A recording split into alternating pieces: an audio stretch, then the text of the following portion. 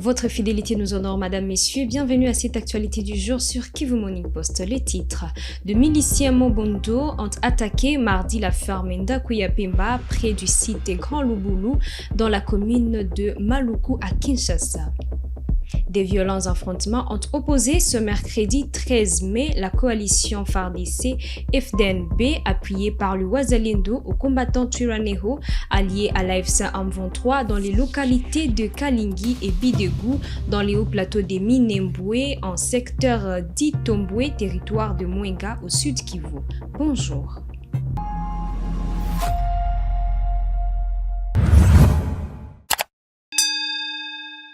De miliciens Mobondo ont attaqué mardi 12 mai 2026 la ferme Ndakuyapemba près du site Grand Liboulou dans la commune de Maluku à Kinshasa. Selon le capitaine Anthony Mwalushayi, porte-parole des opérations Gemba, les assaillants restent fidèles à leur chef surnommé B52, actuellement détenu et refusent de déposer les armes.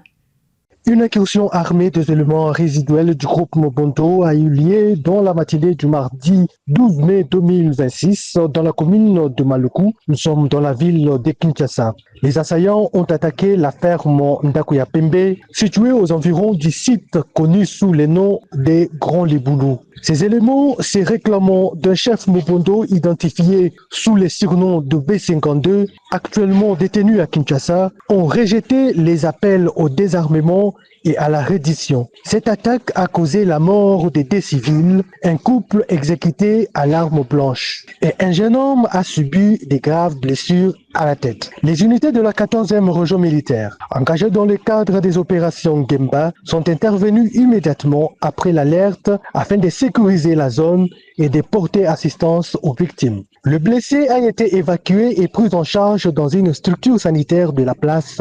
La situation est sous contrôle pour l'instant. Les forces armées de la République démocratique du Congo poursuivent les opérations de ratissage et les patrouilles de combat pour neutraliser les auteurs de cette attaque. Les commandements des opérations Gemba rassurent la population de Maluku et de ses environs de la poursuite des opérations militaires et de la détermination des FARDC à rétablir durablement la sécurité et l'autorité de l'État dans cette zone. L'armée maintient la pression opérationnelle sur les groupes Mobondo pour restaurer durablement la paix dans cette partie du territoire national. Des violents combats ont éclaté tôt ce mercredi 13 mai 2026 à Kalingi et Bidegou dans les secteurs d'Itombwe, territoire de Mwenga au sud Kivu. Les affrontements opposent la coalition FARDC FDNB appuyée par le Wazalendo aux combattants Twirwaneho alliés à l'AFC M23. Selon une source locale à Kivu Morning Post, le FARDC et l'armée burundaise ont lancé des attaques contre les positions Twirwaneho dans cette zone de haut plateau des Minembwe. Aujourd'hui, le matin, les FARDC et les alliés burundais ont attaqué Bidegou à partir de 5 heures du matin. Ils ont procédé toujours au bombardement de drones. Ils ont traversé la rivière Luiko pour atteindre l'endroit appelé Bidegou au marché de mercredi. Le combat s'est intensifié dès le matin jusqu'à 7 heures ici. L'infanterie Twirwaneho ont repoussé, c'est jamais toujours, ils ont été bombardés par le drone du gouvernement.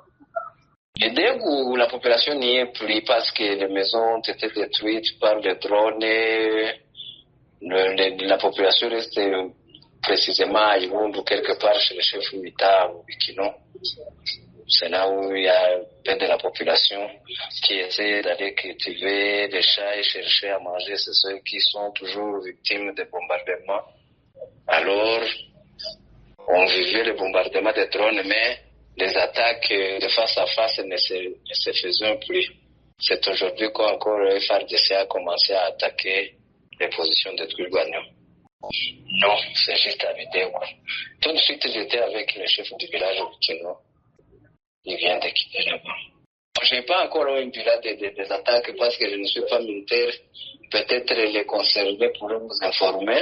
Je n'ai pas quelqu'un qui quitte là, sauf que l'information qui vient de me faire est que le Twirwaneho ont parvenu à le repousser il rentre encore à Pichumbi dans le village de Bemba et de l'autre côté. Nous déplorons, nous croyons qu'on est dans le processus de cesser les faits en suivant les accords de Suisse ou quoi. Nous, je ne sais pas s'il est concerné parce qu'on est en train de suivre qu'on pourra peut-être aller encore aux négociations le processus de décembre, quoi. Mais Minembwe n'est pas concerné, toujours sous bombardement des drones, la nuit, la journée, les maisons incendiées, les églises incendiées. Alors, je ne sais pas si Minembwe n'est plus dans le processus du Congo ou bien il n'y a pas d'arrêt. Le gouverneur de la province du Sud Kivu, Patrick Boussou-Bwangwi, a réuni mardi à Bukavu le cadre de base afin de renforcer leur implication dans la gestion sécuritaire et administrative de leurs entités. Au centre des échanges figurait la sécurité de personnes et de leurs biens, la lutte contre la criminalité urbaine dans la ville de Bukavu, ainsi que la nécessité d'une meilleure vigilance communautaire face à la montée des actes d'insécurité.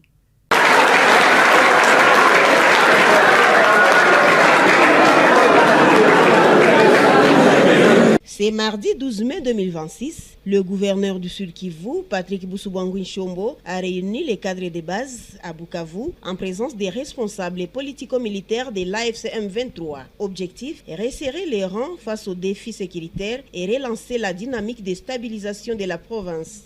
Bukavu, 12 mai 2026, le gouverneur du Sud Kivu, Patrick Boussou-Bwangwi Nshombo, a tenu ce mardi une réunion stratégique avec les cadres de base aux côtés des responsables politico-militaires de l'AFC M23. La rencontre intervient dans un contexte sécuritaire toujours tendu. Dans une communication ferme, l'autorité provinciale a rappelé que la vigilance reste une exigence collective. Il a appelé chaque citoyen à adopter un comportement responsable en période de crise, insistant sur la discipline et l'engagement communautaire comme levier essentiel de la stabilité. Le gouverneur a également exhorté les cadres de base à se recentrer sur les priorités stratégiques pour restaurer l'image et le rayonnement de Bukavu. La province ne doit pas perdre de vue ses objectifs, a-t-il martelé. Plusieurs décisions ont été rendues publiques, à savoir démolition prochaine des constructions anarchiques pour prévenir les risques d'incendie et d'éboulement, interdiction stricte des motards sur les boulevards Emery Patrice Lumumba, sanctions sévères contre les marchés pirates.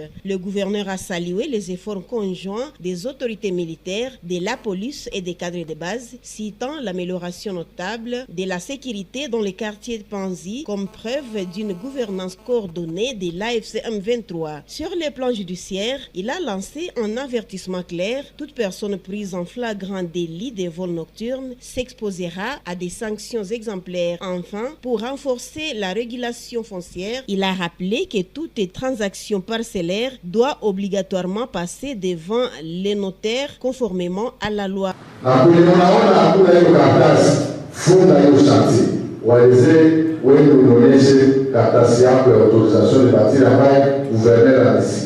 Ça va obliger à signer 66 autorisations de bâtir PDA. Est-ce que vous voulez vous 66 chantiers PDA?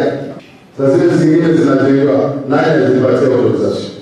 Il est ça, autorisation avec une liste à signer. Il faut 66. Toutes les trois mobiles confondus, la Loutou, Balbira, Nawana. Ça c'est une église de Métoka. Par chef d'avenue. Muere muangalie mashantie soma hizo chantier zote ambaye hazina hiyo autorisation mbele ya chantier mfunge tangu leo. À travers ces messages de rigueur et des mobilisations, le gouvernement provincial réaffirme sa détermination à restaurer l'ordre, la sécurité et la dignité au Sud Kivu.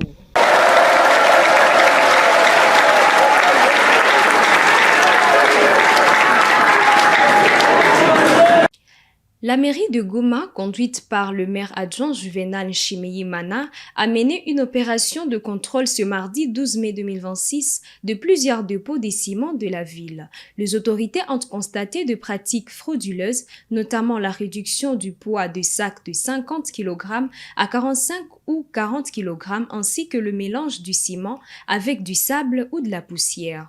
La mairie promet d'assainir les secteurs et rappelle que les acteurs de ces fraudes s'exposent à des sanctions prévues par la loi.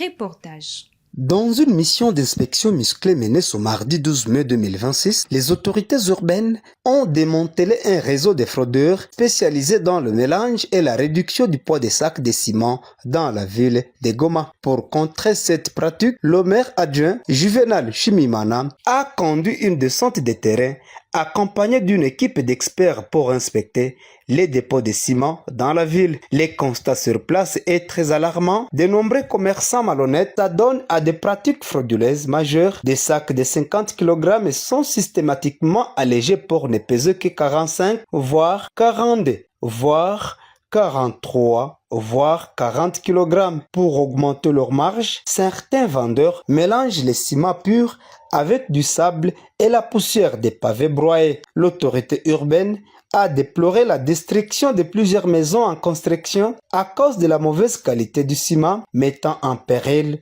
la vie des citoyens. C'est inacceptable que cela se répète dans la ville de Goma, a martelé le maire adjoint Juvenal Nshimiyimana. Face à cette situation, la réaction de la mairie a été immédiate. Certaines maisons de commerce prises en flagrant délit ont été scellées et les responsables interpellés pour servir d'exemple sur place. Monsieur Alexis Kaimana, président de l'association des vendeurs de ciment en ville de Goma, a soutenu la démarche en appelant à des sanctions exemplaires contre ceux qui sabotent le secteur. Nimefurahi sababu minjo ifale nionekane kuwa model na minjo vile napenda nirekomande wengine wote kufuata example moya sawasawa na gisi mumefika mtere mumepima na muendeleshe kupima na si tuko nyuma yenu pia kuendelesha kusaidiana bale wenye wanapunguza masima makilo kuvuta sima ya 40 kilo iko inconservable. Sima iwezi fika mpaka 40 kilo. Manake ile walifanya manyanga ya kupunguza sima, ijapokuwa tuli-insiste na kufundisha watu kama ile manevre iishie pale. Tulikuwa mu assemblée générale la fois passée, tulifundisha watu jinsi ya kuacha ile manevre za kuharibisha sima. D'autres commerçants honnêtes, à l'instar de Madame Furaha, ont exprimé leur soulagement. Pour eux, ce suivi régulier de la mairie de Goma est essentiel pour assainir le marché et protéger les paniers de la ménagère ainsi que la qualité des infrastructures à Goma.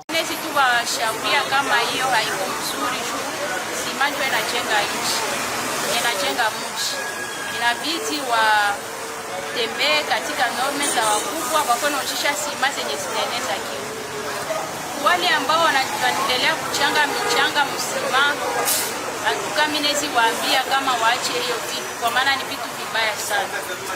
Vitaangusha manyumba na japo si wachuruza sima tuna kazi kuu ndani ya mji kwa maana sivyo tunajenga mji. Alors tumekutana milango sima zimekuwa sele. Mimi ninajikutana niko na sima mzuri. Nasaidia juu huko masima tafeki. Naweza kutana mtu alirangula sima kisha anafanya mamelange zake, anaosha kumweshe, kisha ule maliuza kisha anaenda jenga, mimi anakuja bomoka para pour aller saluer. Notons que cette opération de contrôle des dépôts de ciment va se poursuivre sur toute l'étendue de la ville de Goma. Les transporteurs réunis ce mercredi avec les autorités à Beni ont annoncé qu'aucune journée ville morte ne sera observée ce jeudi dans la ville. À l'issue de cette rencontre, le responsable des transporteurs ont appelé la population à pleurer leurs victimes du banditisme dans le calme et le respect de la douleur des familles endeuillées. Ils ont également affirmé leur engagement à suivre les différents dossiers auprès des instances judiciaires afin que justice soit rendue. Recommandation ici de la réunion de ce mercredi 11 mai 2026. Observance de deuil de manière libérale à domicile et sans trouble à l'ordre public pour ce jeudi 14 mai 2026. Point 2. Organisation des audiences à charge foraine pour juger les criminels jusqu'ici arrêtés. 3. Organisation vendredi des obsèques du taximène assassiné avec la prise à charge de celle-ci par la province et la mairie. 4. Recherche du taximène kidnappé à Kipriani. 5. Remplacement de l'équipe des animateurs de PD. 6. Renforcement des mesures sécuritaires à Ville de Beni. 7. Stop aux tracasseries routières, PCR et services en barrière. 8. Réduction du nombre de services aux barrières d'entrée et sortie de la ville. 9. Renforcement de la collaboration avec les centres de coordination des opérations CCO. 10. Renforcement de la collaboration entre les services de défense et de sécurité avec les mouvements de masse en ville de Beni. 11. Renforcement des capacités des comités locaux de sécurité. 12. Demande d'une séance d'échange citoyenne avec son Excellence, Monsieur le Gouverneur. Ainsi, fait à Beni le 13 mai 2026. Il n'y a pas ville morte demain. Il y a observance de deuil de manière libérale, à domicile et sans trouble de l'ordre public pour ce jeudi 14 mai 2026. Le participant. Les services de sécurité ont présenté plusieurs présumés bandits armés arrêtés à Kolwezi. Ces individus sont accusés de vol à main armée et d'avoir sémé la terreur dans plusieurs quartiers de la ville. La police a réaffirmé sa lutte contre l'insécurité. Les services de sécurité en province ont ce lundi 11 mai en présence du commissaire provincial de la police, général Roger Issio, présenté au ministre Lualabé de l'Intérieur et Sécurité, Rui Tomamayundi Philippe, 14 inciviques dont 3 reprochés dans les vols de moto et meurtre d'un motocycliste. À encore l'OPJ du bureau de renseignements généraux de la police, ces écumères appartiennent à un gang dénommé Maison Puissance dont les patrons se retrouvent déjà en prison de Dilala. Poursuivant sa présentation, cet OPJ a démontré aux autorités policières et civiles comment 4 autres malfaiteurs se faisaient passer comme un FARDC tout en tracassant les populations de Lupundu. Prenant la parole à son tour, le major Kalao de la police criminelle, bureau du Manika, a présenté 7 coupeurs de route. Parmi eux se retrouve un citoyen répondant au nom des Aigles. Ces derniers étaient parmi ceux qui avaient ravi l'argent à un certain Océan Tamboué. Comme cela ne suffisait pas, ce dernier a également réussi à ravir une somme de $6,000 américains à un paisible citoyen. Et c'est sur ces dossiers que la police a réussi à les maîtriser. Très satisfait du travail abattu par la police, le patron de la sécurité en Provence a dit toute sa gratitude au général et au nom du gouverneur de Provence, Fumasuka Sayuni, Marie-Thérèse, Rui Komamayundi Philippe a demandé aux éléments de force loyalistes de redoubler les efforts et à la population tout entière de collaborer avec les services de maintien d'ordre public en vue de mettre hors état de nuire tous les bandits qui ciblent les shops de change de monnaie ces derniers temps. Mon général, muko natumika kazi ya nguvu sana. Vous ne dormez pas, jour et nuit, vous faites votre boulot en bonne et due forme. Alors, il est mis à omba population, ikuye ma réseaux sociaux, tushikuye ba alarmiste. La sécurité, c'est l'affaire de nous tous. Sécurité, munaona vile tunakombana na babandi. Tuna makategori ya babandi tatu. Kuku kategori ya kwanza ni bale babandi bengo naweka magetapa kuma kabine ya manfranga, banakuya banapika masasi, banaravir franga, banakimbia. Kuko kategori ya pili ni kategori ya aba ba petit bandi ya makleboa bengo na déranger population mu mabalabala ikwe bushiku au mujua. Kuko na kategori ya ba récidiviste. Tukunambia population, faites confiance kwa polisi yenu na faites confiance kwa armée. Général na ma service yote ikwe ANR, ikwe ma service ya sécurité, atulale bushiku juu ya kusema tutafute ma stratégie ya kubamba aba bamwizi munaona.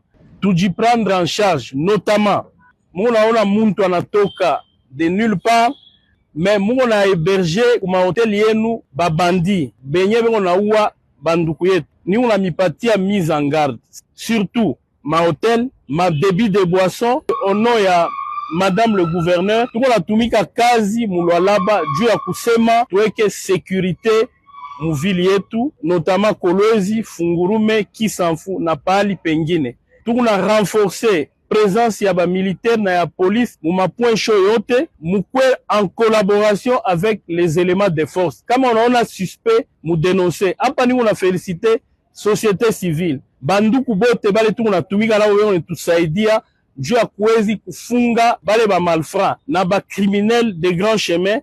Merci beaucoup na félicitations. Tu continuer kusaidia juu ya kusema tuishe hii mambo ya criminalité iko natuzuiza. Signalons également que le patron de la sécurité a promis les débuts dans les prochains jours avec la collaboration de son collègue des transports, l'identification de tous les motards, question de juguler toute intrusion des malfaiteurs qui utilisent les motos comme mode opératoire. La première ministre Judith Suminwa a visité le projet de rocade sud-est et sud-ouest de Kinshasa. Elle a encouragé la CGT et les autres acteurs à respecter le délai et les normes de qualité à Kinshasa. Reportage. Accueilli sur l'avenue Ndjoku par l'ingénieur Nico Nzaou, directeur général de l'Agence congolaise des grands travaux, la première ministre Judith Suminwa reçoit les explications sur le projet des rocades qu'elle va visiter pour la toute première fois depuis le début des travaux en juin 2024. Il lui est rapporté notamment que le projet des rocades pour cette phase sud, c'est 73 km de route en cours de revêtement après d'importants travaux de terrassement, plusieurs ouvrages de franchissement dont 3 ponts allant de 180 à 90 mètres de portée et une importante opération d'expropriation de grande envergure avec près de 3000 propriétés impactées. L'hôte du jour, qu'accompagnaient quelques membres du gouvernement et le gouverneur de la ville, a par la suite parcouru tout le linéaire du projet, s'arrêtant à des lieux symboliques comme l'échangeur à 3 niveaux qui résoudra le conflit à naître entre le trafic de la route nationale numéro 1 et celui des rocades, ou encore au PK15 du projet où l'image finie de la route, protégée par un bon talutage en péré maçonné, a été réalisée. S'adressant à la presse, Judith Suminwa a salué les progrès réalisés, insistant sur la qualité et le délai à respecter. Les travaux étaient bien avancés. On a juste le problème d'expropriation au niveau de vous, dans cette zone-là, où il va falloir finaliser le processus d'expropriation et d'indemnisation des populations. Et nous avons continué jusqu'ici à Mitendi, où il va y avoir un périphérique qui va permettre en fait de passer en dessous de la nationale 1 pour continuer jusqu'à Pompage et Ndélé. Et la RN1 va passer au-dessus. Donc il y aura vraiment ce périphérique-là. Et donc cette route-ci, on va continuer jusqu'à Pompage et Tendele. Et il y a un autre projet qui va longer en fait le fleuve pour relier alors cette partie-là jusque vers l'aéroport. Donc ça, c'est la projection qui est faite. Mais on a bien vu que les travaux ont bien avancé et ici on s'est arrêté ici pour montrer ce que va être cette route une fois que tous les travaux seront achevés. Donc vous voyez les accotements avec ces murs de soutènement pour éviter justement les érosions et la route telle qu'elle va être marquée, une route de 2 voies de chaque côté, ce qui va permettre vraiment de fluidifier la circulation. Donc maintenant, le plus gros problème, c'est de régler l'expropriation et la délocalisation des populations qui vont bien entendu être indemnisées d'ici dans les prochains jours. Ça, c'est au tout début de Ndjoku. Et puis de ce côté-ci, un peu plus bas, on aura aussi plus ou moins 6 km à la sortie en fait, de cette rocade, où aussi on doit régler les problèmes d'indemnisation. Et on s'est entendu avec la partie chinoise, qui est notre partenaire dans le cadre du programme Sicoline, pour que toutes les indemnisations puissent se faire d'ici 2027 au plus tard, permettre enfin que l'achèvement du projet se fasse comme convenu avec eux en septembre 2027. On l'espère bien. Donc on va faire le suivi à mon niveau en termes de coordination, mais aussi avec les différents ministères impliqués, infrastructures, avec les services comme la CGT et tous les bureaux de contrôle, etc. Aménagement du territoire, affaires foncières, urbanisme et habitat, et bien entendu la ville de Kinshasa à travers le gouvernement. au pont Goudiabaka. La première ministre a assisté à la pose de la dernière poutre par la firme Crekwit. Quelques minutes auparavant, elle franchissait à pied la rivière Mfouti, dont le pont de 120 mètres de portée a fini de recevoir les poutres et les compléments qui constituent son tablier. Fait remarquable sur le parcours, des habitations qui obstruaient le tracé continuent d'être démolies, signe que les indemnisations continuent à être payées aux personnes concernées. Votre fidélité nous honore, mesdames, messieurs, sur Kivu Morning Post. Merci à vous de nous avoir suivis du début à la fin. On s'y fixe rendez-vous pour des prochaines actualités. Portez-vous bien.